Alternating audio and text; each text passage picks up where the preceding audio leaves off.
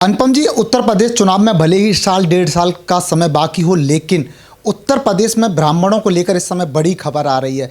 12% की आबादी हमेशा तय करती है कि उत्तर प्रदेश की सियासत की गद्दी पर कौन बैठेगा, कौन उत्तर प्रदेश पर राज करेगा। और इस बात को भली भांति योगी भी जानते हैं, मायावती भी जानती हैं और अखिलेश यादव भी जानते हैं। लेकिन अखिलेश यादव कुछ अच्छी तरीके से जानते हैं, इसीलिए 2022 में अखिलेश यादव ने भगवान परशुराम की मूर्ति का अनावरण किया था। और अब अखिलेश यादव ने खुशी दुबे के माता के इलाज का खर्चा उठाकर साफ सीधा संदेश ब्राह्मणों को दे दिया है। अखिलेश यादव ने हालांकि नेता प्रतिपक्ष भी एक ब्राह्मण को बना रखा है, लेकिन जब से उत्तर प्रदेश में भाजपा ब्राह्मण विधायकों की बैठक हुई है, बताया जा रहा है कि योगी से ब्राह्मण नाराज है। ब्राह्मण यूपी के कह रहे हैं कि भैया हम योगी बाबा के साथ हैं। अखिलेश यादव अपना समीकरण सेट कर रहे हैं। मायावती कोई पुराना इंतजाम ब्राह्मणों के लिए करने वाली हैं। अनुपम जी, क्या चल रहा है? अब लोग कह रहे हैं कि उत्तर प्रदेश के ब्राह्मणों ने 2027 की राजनीति तय कर दी है और उत्तर प्रदेश के ब्राह्मण इस समय कोई नया फैसला लेने। संदीप, इसे ऐसे समझते हैं कि अखिलेश यादव को अभी अचानक ब्राह्मणों की याद क्यों आने लगी है। मोटे तौर पर समझने के लिए खुशी दुबे का प्रकरण एक बहुत छोटा प्रकरण है। मैं सबसे पहले आपको अखिलेश यादव की राजनीति के कुछ वो हिंट देना चाहता हूँ जो हर साल चुनाव से यानी चुनावी वर्ष से ठीक एक साल पहले वो करने लगते हैं, और उससे पहले वो ब्राह्मणों के खिलाफ बोलेंगे। उनकी पार्टी कुछ ऐसे फैसले लेगी जिससे लगेगा कि वो ब्राह्मण विरोधी है। लेकिन जैसे ही चुनावी वर्ष शुरू होता है, मतलब चुनाव में सिर्फ एक वर्ष का समय बचता है, अखिलेश यादव कभी भगवान परशुराम की मूर्ति का अनावरण करेंगे, कभी भगवान कृष्ण की मूर्ति का अनावरण करेंगे, कभी खुद को यदुवंश का नायक बताएंगे। ये उनका पैटर्न रहा है। साल 2022 में उत्तर प्रदेश का विधानसभा चुनाव हुआ था। साल 2021 में भी यही पैटर्न दिखा था, जब अचानक उन्होंने भगवान परशुराम की एक भव्य आदम का प्रतिमा का अनावरण किया। उसके बाद मंदिर में वो गए और उसी दौरान आपने देखा कि भगवान कृष्ण की मूर्ति का भी अनावरण किया गया। तो इस तरह से अचानक अखिलेश यादव का ब्राह्मण प्रेम जागा था। अब इसके पीछे वजह भी है। हाल ही में देखिए, खुशी दुबे का मामला क्यों उठाया जा रहा है, ये हम आगे आपको समझाने की कोशिश करेंगे। पहले हम समझ लेते हैं ब्राह्मणों का कद क्या है उत्तर प्रदेश में। हाल में एक बैठक हुई, ब्राह्मण विधायकों की एक बैठक थी, और संयोग से इस बैठक के आयोजन करता थे वो सत्ताधारी पार्टी के विधायक हैं और ब्राह्मण विधायक हैं, बड़े चेहरे हैं। उनके आवास पर बैठक हुई जिसमें बीजेपी, एनडीए और इसके अलावा विरोधी पार्टी के ब्राह्मण विधायक पहुंचे। उसमें कुछ ऐसे भी चेहरे थे जो कि मंत्रिमंडल में हैं, और वहीं से ये सारा विवाद, सारा बवाल शुरू हुआ। अब जब वो पहुंचे तो अचानक ये सवाल उठाया जाने लगा कि क्या योगी आदित्यनाथ के खिलाफ ब्राह्मणों की गोलबंदी शुरू हो गई है? क्या ब्राह्मण नहीं चाहते कि योगी आदित्यनाथ अब और ज़्यादा दिन तक सत्ता में बने रहें? यहाँ से ये सवाल उठना शुरू हो गया। हालांकि फिर योगी आदित्यनाथ और जो नए प्रदेश अध्यक्ष है पंकज चौधरी, उन्होंने जातीय आधार पर जो बैठकें होती हैं, संगठन ने, मतलब एक तरीके से संगठन ने ऐसी बैठकों पर रोक लगा दी। अब खुशी दुबे की याद इसलिए आने लगी क्योंकि जो वो ब्राह्मणों की बैठक हुई थी उसमें खुशी दुबे का मामला उठा था। वो सत्ताधारी पार्टियों के विधायकों ने भी उठाया था, और जो विरोधी पार्टी के विधायक हैं उन्होंने भी ये मसला उठाया था।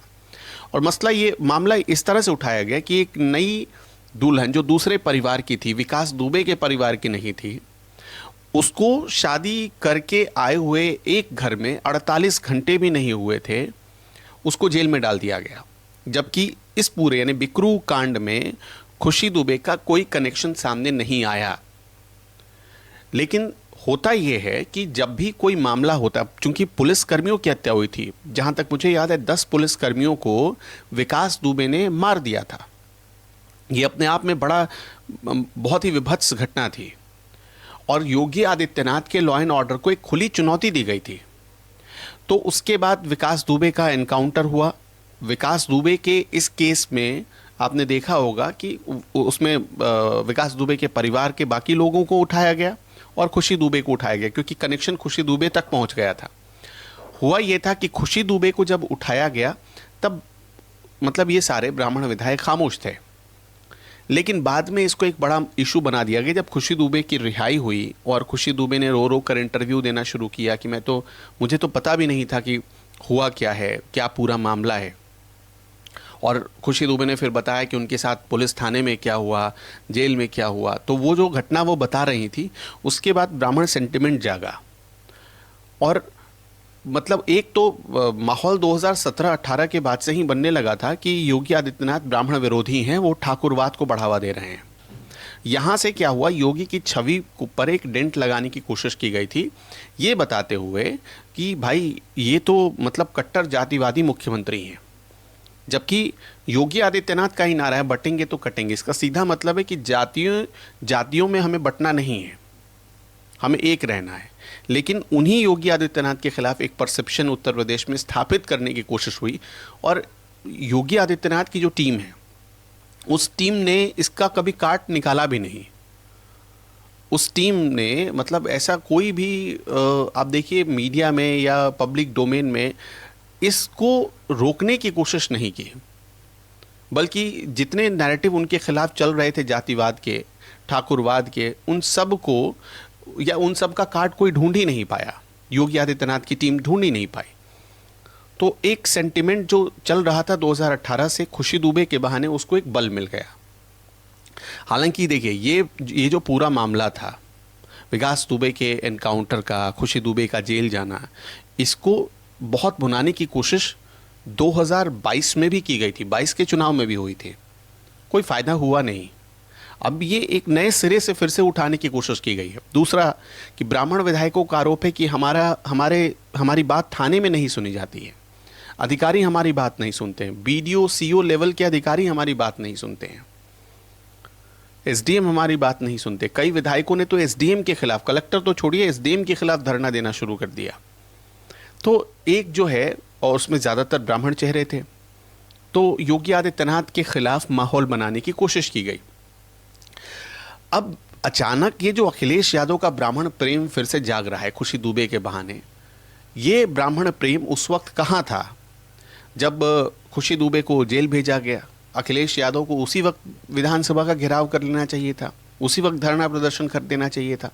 बहुत दिनों तक इस पूरे मामले में खामोशी छाई रही अखिलेश यादव की तरफ से। अब अचानक जो याद आई है वो है कुल मिलाकर जो 11-12% वोट बैंक है उत्तर प्रदेश में ब्राह्मणों का। कुछ ज़िले ऐसे हैं जहां 15% तक ये वोट बैंक चला जाता है।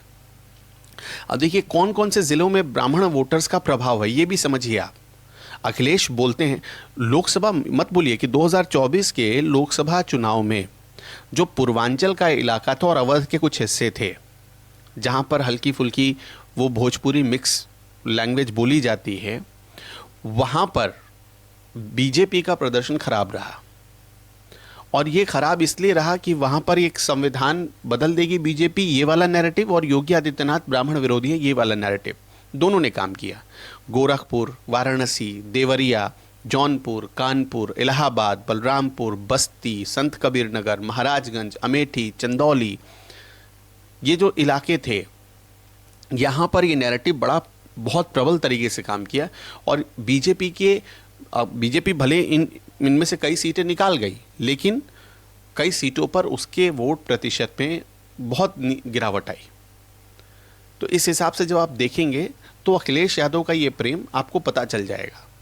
अच्छा, दूसरी चीज़ क्या है, अभी पावरफुल ब्राह्मण हमेशा उत्तर प्रदेश में बहुत पावरफुल रहे हैं। मतलब आप देखेंगे तो ब्राह्मण मुख्यमंत्री भी बने, कई कैबिनेट मिनिस्टर। एक दौर ऐसा था कि जब मतलब 16 कैबिनेट मिनिस्टर ब्राह्मण बनते थे। आज भी उसमें कमी नहीं आई है। जो ये नैरेटिव फैलाते हैं, सोच कर देखिए, योगी आदित्यनाथ की सरकार में मतलब उनके कैबिनेट में 13% ऐसे लोग हैं जो ब्राह्मण समाज से हैं, मंत्री हैं 13% लोग। 54 सदस्यीय कैबिनेट में 7 मंत्री ब्राह्मण कोटे से हैं, जिसमें बड़े नाम मैं आपको बता देता हूं, जितिन प्रसाद हैं, डिप्टी सीएम ब्रजेश पाठक हैं, योगेंद्र उपाध्याय जैसे नाम हैं। और अब लोकसभा की बात कर लेते 2024 में 80 सांसद उत्तर प्रदेश देता है देश को।